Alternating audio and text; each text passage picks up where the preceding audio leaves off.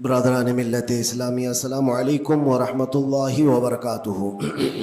الحمد للہ وکفا وسلام علی حبیبہ المصطفیٰ، اما بعد فاعوذ باللہ من الشیطان الرجیم، بسم اللہ الرحمن الرحیم۔ واما بنعمت ربک فحدث، صدق اللہ مولانا العظیم۔ بارگاہ رسالت معاب صلی اللہ علیہ وسلم میں درود پاک کا ہدیہ پیش کریں۔ اللہم صلی علی سیدنا و مولانا محمد معدن الجود والکرم وآلہ واصحابہ الکرام وابنہ الکریم وبارک وسلم صلاۃ دائمۃ سرمدا ابدا۔ وقت کافی زیادہ ہو چکا ہے، بیان کرنے کا وقت نہیں ہے، اب جماعت کا وقت قریب ہو چکا ہے۔ چونکہ میں کافی دور سے آپ کے پاس آیا اور بیچ میں ٹریفک کے مسائل بہت زیادہ تھے، بہرکیف ہمارے حصے میں آج کے دن جتنا بھی وقت یہاں اللہ نے لکھا ہے اتنا ہم گزار کر کے جائیں گے انشاءاللہ۔ بس ایک بات عرض کرنا چاہوں گا کہ آج 15ویں شعبان المعظم ہے، ہماری زندگی کے سالوں میں سے ایک نئے سال کی شروعات ہے۔ حدیث پاک میں ملتا ہے کل کی رات اللہ تعالیٰ فرشتوں کو سارے معاملات تقسیم کر دیتا ہے، بندوں کے متعلق کیا کیا چیزیں سال بھر میں ہونے والی، اور فرشتوں کو سارے احکام بتا دیے جاتے ہیں۔ اس میں سے بسا اوقات ایسا ہوتا ہے کہ کسی کی موت لکھی گئی ہوئی ہوتی ہے اس سال، لیکن وہ بندہ شادی کی تیاریوں میں مصروف ہے۔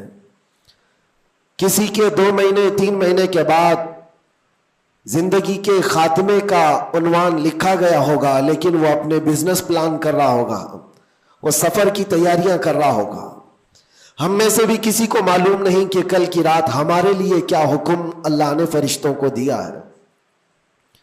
اگر زندگی باقی ہے تو دعا کریں کہ اللہ تعالیٰ خیر و برکت والی زندگی عطا فرمائے، نیکیوں والی زندگی عطا فرمائے۔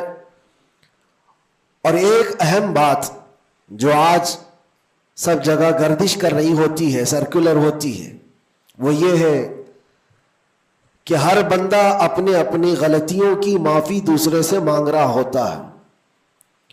اور یہ اس لیے بھی ہے کہ سب نے شاید یہ حدیث سنی ہوگی کہ ان بڑی راتوں میں اللہ تبارک و تعالی سارے بڑے گناہوں کو معاف کر دیتا ہے، لیکن چند لوگ ایسے ہیں جو ان راتوں میں بھی معاف نہیں ہوتے۔ ان میں سے ایک بندہ وہ ہے جو لوگوں کے تعلق کو ختم کرتا ہے، قطع تعلق کرنے والا۔ بھائیوں میں نفرت ہے، بھائی اور بہن میں نفرت ہے، باپ اور بیٹے میں نفرت ہے، رشتہ داریوں کو توڑا ہوا آدمی، اس کے لیے بھی کہا گیا اس رات میں اس کی بھی بخشش نہیں ہے۔ اور دوسری چیز یہ ہے کہ جو ہم گناہ کرتے ہیں اس کی 2 قسمیں ہیں، 2 قسم کے گناہ ہیں۔ کچھ گناہ وہ ہیں جن کا تعلق صرف اللہ سے ہے، اللہ جب چاہے معاف فرمائے گا۔ شراب پیا، زنا کیا، غلط کاریاں کیا، جھوٹ بولا ہے، یہ سارے گناہ وہ ہیں جس کی معافی اللہ سے ڈائریکٹ کی لی جائے گی۔ اس کو کہتے ہیں حقوق اللہ۔ اللہ تعالیٰ کریم ہے، اکرم الاکرمین ہے، جب چاہے اپنے بندوں کو معاف فرما دے۔ لیکن کچھ گناہ ایسے ہیں جن کا تعلق بندوں سے ہے، کسی کا مال ہڑپ لیا ہے، کسی کا حصہ دبا لیا ہے، کسی کو گالی دیا ہے، کسی کو مارا ہے، یہ سارے وہ گناہ ہیں جن کا تعلق بندوں سے ہے، ان کو حقوق العباد کہا جاتا ہے۔ اور یہ گناہ زیادہ ڈینجر ہے، حقوق اللہ سے زیادہ ڈینجر حقوق العباد ہے، کیونکہ حدیث پاک میں ہے اللہ سے متعلق جو گناہ ہے وہ رب تعالیٰ جب چاہے معاف فرمائے گا، لیکن جو بندوں سے ریلیٹڈ ہے اللہ فرماتا ہے جب تک بندہ بندے کو معاف نہیں کرتا اللہ نہیں معاف فرمائے گا، اللہ معاف نہیں فرمائے گا۔ حضور پاک صلی اللہ تعالیٰ علیہ وسلم نے صحابہ سے پوچھا سب سے غریب آدمی کون ہے، تم جانتے ہو سب سے مفلس آدمی کون ہے؟ حضور صلی اللہ علیہ وسلم نے صحابہ سے پوچھا تو صحابہ نے کہا اللہ کے نبی زیادہ جانتے ہیں۔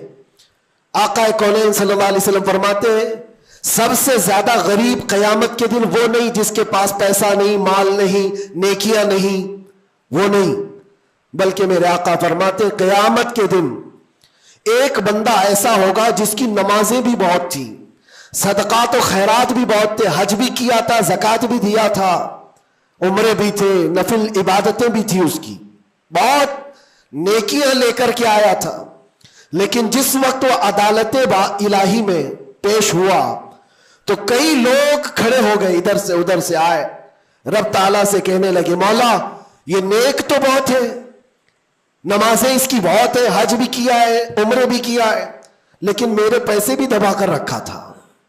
کوئی کہتا ہے کہ مولا میرا حق اس کے اوپر بنتا ہے، اس نے مجھے گالی دی تھی، کوئی کہتا ہے کہ مولا میرا بھی حق بنتا ہے، اس نے مجھے مارا تھا، کوئی کہتا ہے مولا میرا بھی حق بنتا ہے، اس نے میرے پیٹھ پیچھے مجھ سے چغلی کی تھی اور لڑانے کی کوشش کی تھی، میرا حق بنتا ہے اس پر۔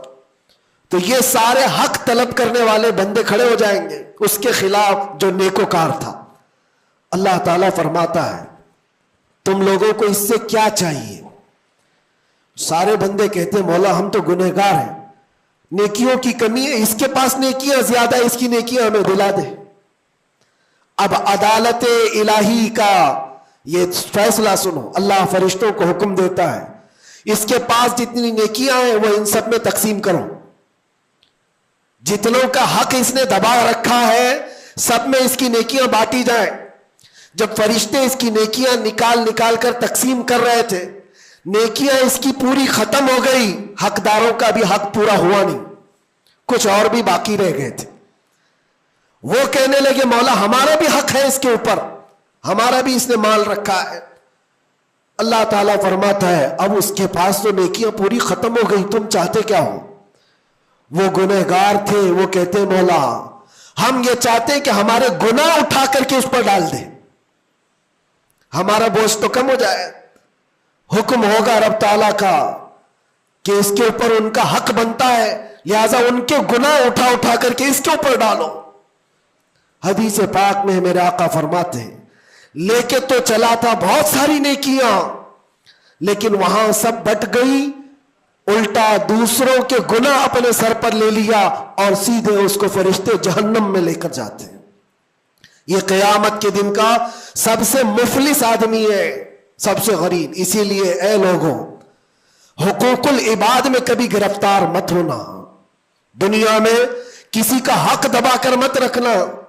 کسی کو اگر تم نے اپنی زبان سے ایذا دیا ہے، تکلیف دی ہے، یا ہاتھ سے دیا ہے، یا کسی بھی طرح سے دیا ہے، تو قیامت کے دن اس کا حق لیا جائے گا، تمہیں اس کا حق دینا پڑے گا۔ اسی لیے شب برات آتی ہے تو سب لوگ ایک دوسرے سے معافی بھی مانگ لیتے ہیں۔ بندوں سے اگر تمہارا حق ہے تو بندوں سے معافی مانگ لو، اگر بندہ معاف کر دیا دنیا میں تو اللہ بھی معاف فرمائے گا، اللہ معاف فرمائے گا۔ لیکن معافی مانگنے کا ٹرینڈ آج واٹس ایپ اسٹیٹس بن گیا ہے، بہت آسان ہے اسٹیٹس پر رکھ دینے کا کہ میرے جس کے اوپر بھی حق بنتے ہیں میں نے ان کو معاف کیا، وہ مجھے معاف کر دیں، کسی کے پاس جانے کی ضرورت ہی نہیں، واٹس ایپ میں گھماتے رہ جاؤ۔ کیا اسی کو معافی مانگنا کہتے ہیں؟ معافی مانگنے میں آدمی کو جو انا ہے، جو تکبر ہے، جو شیطان اسے گھمنڈ دلاتا ہے، اسی توڑنے کے لیے تو اللہ نے معافی مانگنے کا حکم دیا ہے کہ جاؤ تم اپنے اس بندے سے معافی طلب کرو جس کے پاس جانے میں تمہیں شرم آ رہی ہے۔ اپنے نفس کو توڑو، اپنے انا کو ختم کرو، اپنے تکبر کو مارو۔ تمہاری بہن کا کوئی حق باقی تھا تو تم اگر یہ سوچتے ہو اس کے پاس کیسے جاؤں، وہ تو چھوٹی ہے، میں اتنا بڑا ہو گیا ہوں، کیا بہن سے بھی معافی مانگوں گا، میں چھوٹا ہو جاؤں گا؟ قدر کرو، آج تمہارے پاس وقت ہے، یہاں تھوڑی دیر کے لیے چھوٹا ہونا اچھی بات ہے۔ قیامت کے دن جب تمہارے گلے میں توق ڈال دیا جائے گا گناہوں کا تو اس وقت مدد کے لیے کوئی نہیں آ سکے گا۔ اس لیے میرے عزیزوں حقوق العباد میں گرفتار کبھی نہ ہونا۔ اللہ کے نبی صلی اللہ علیہ وسلم کے پاس ایک جنازہ آیا، حضور صلی اللہ علیہ وسلم جب جنازہ پڑھاتے تھے تو پہلے پوچھتے تھے اس پر کسی کا حق باقی ہے، کسی کا اس پر کوئی لینا دینا باقی ہے؟ جنازہ صحابی کا ہے، جب جنازے کے پاس کھڑے تھے تو ایک صحابی آگے بڑھتے اور کہتے یا رسول اللہ 2 درہم میرے اس کے اوپر باقی ہے اور یہ مر گیا, دیا نہیں مجھ کو, 2 درہم قرضہ اس کے اوپر میرا باقی ہے. حضور پاک صلی اللہ علیہ وسلم نے کیا فرمایا جانتے؟ صلو علی صاحبکم ولا اصلی علیہ, اے لوگوں تم چاہو تو اس کا جنازہ پڑھ لو, میں نہیں پڑھوں گا. حضور پیچھے ہٹ گئے. 2 درہم کا صرف قرضہ باقی تھا جن کا انتقال ہوا, اور حضور نے فرمایا میں جنازہ نہیں پڑھوں گا. سوچو آج 2 درہم کا بوجھ بھی کتنا بڑا ہوتا ہے. جنازہ رکھا ہے, حضور پیچھے ہٹ گئے. پھر ایک کوئی صحابی آگے بڑھتے اور کہتے یا رسول اللہ صلی اللہ علیہ وسلم, ان کی جانب سے ان کا قرضہ میں ادا کر دوں گا. حضور نے فرمایا کب تک ادا کرو گے؟ کہا کل کی مغرب سے پہلے میں ادا کر دوں گا. اللہ کے نبی نے ان سے وعدہ لیا اور اس کے بعد پھر اس صحابی کی نماز جنازہ پڑھائی. یہاں تو بہت سارے حقوق لے کر بیٹھے ہیں, وہ تو 2 درہم کی بات کر رہا ہوں. اسی لیے ہماری زندگی کا خاتمہ ہونے سے پہلے یہ حساب کتاب پہلے صاف کر لو. حاسبو قبل ان تحاسبو, اپنا حساب کلیئر رکھو اس سے پہلے کہ تمہارا حساب لیا جائے. اللہ کریم ہم سب کو کہنے سننے سے زیادہ عمل کی توفیق عطا فرمائے. رب تبارک و تعالی شعبان المعظم کے اس پاکیزہ مہینے کو ہم سب کے لیے نیکیوں والا اور خیر و برکت والا مہینہ بنائے. الہ العالمین قدیر و جبار خدا, جب تو نے رجب اور شعبان ہمیں دکھایا ہے تو رمضان تک ہماری زندگی عطا فرما. وآخر دعوانا الحمدللہ رب العالمین. السلام علیکم.